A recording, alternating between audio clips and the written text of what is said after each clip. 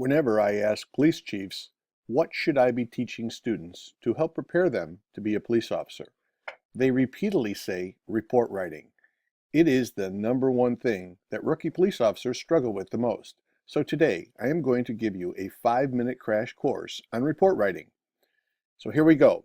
The first thing you want to know is what goes into a police report. The answer is everything. Who, what, where, when, how, and why. If you answer all those questions, you will have written a good police report. The important thing to remember is that police reports need to be factual, concise, and complete. There is a famous saying in the police culture, if it's not in the report, it didn't happen. We say that because later down the road in court, generally speaking, if the information is not in the report from the start, it won't be useful in court later. So here we go. The first sentence of the report will generally answer the question of when and what. When did the incident occur, and how did the officer get involved? In this case, we start our documentation, and note how I document the date, on 27 April 2015, at what time? And here we note that we use military time. At 10:18 hours. Who?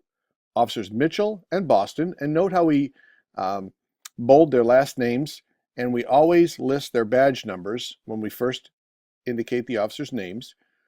What happened? They were dispatched to a call of a suspicious person. Where? At 100 North Independence Boulevard. What type of call did the officers respond to?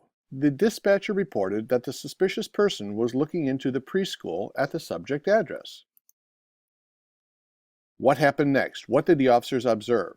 Upon arrival at the scene, the officers observed a male white subject standing outside of the preschool. What happened when the officers questioned the subject? Officer Mitchell questioned the individual about what he was doing and his reason for being there. Here, we want to be very specific about how we document what the subject stated. Incriminating statements should be quoted. The officer asked for the child's name, and the subject hesitated. So here we see the subject stated, "I'm waiting for my child that's inside." Officer Mitchell asked for his child's name, and the subject hesitated.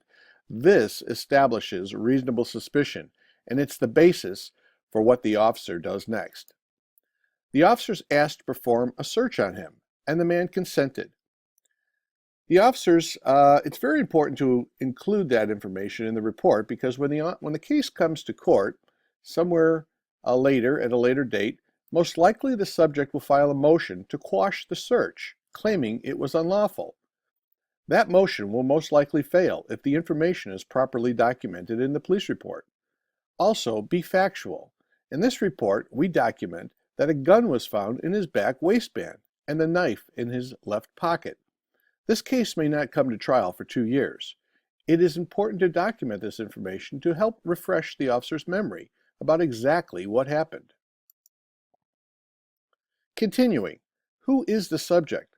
We document his identity in this manner, noting again his last name, male white, his date of birth.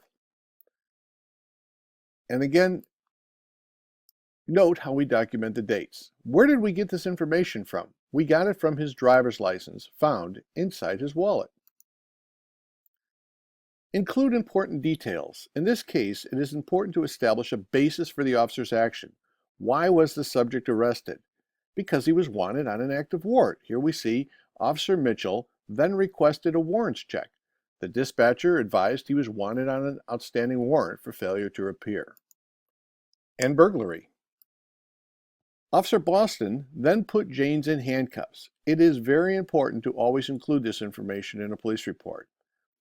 If you place a subject in handcuffs, document it. And more importantly, be sure to document that you check the handcuffs for proper fit and double lock the handcuffs, if in fact that's what you did as you were trained to do. So in our report, Officer Boston checked the handcuffs for proper fit and double locked them. The subject was then transported from the scene. There you have it, a complete, concise, factual police report in less than 5 minutes.